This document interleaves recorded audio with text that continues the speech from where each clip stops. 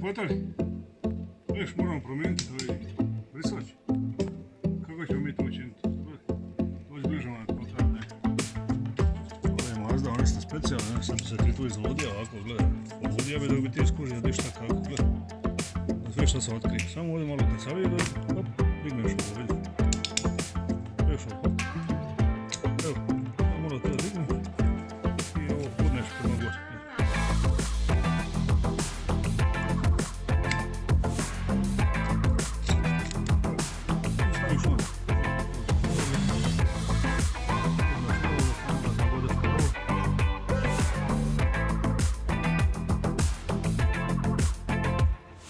Evo već veliko digni.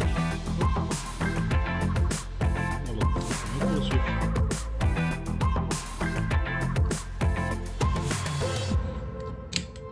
Potegneš ovaj donji dio, potegneš prema doli i vratiš ovaj čep nazad. Evo, i isto tako onaj drugi tamo.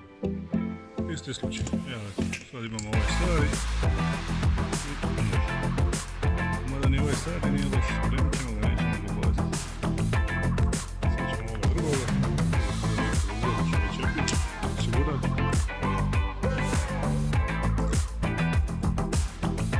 Ovo izvučeš vanka.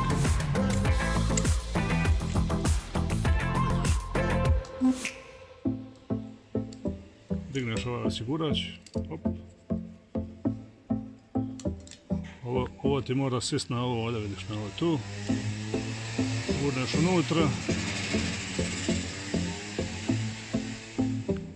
Sad ga gurneš prema gore, op, i vratiš osigurač. Evo. 2 minuta poslije. Što bi ja problem? I kak je problem? Aj, to je ti dobro.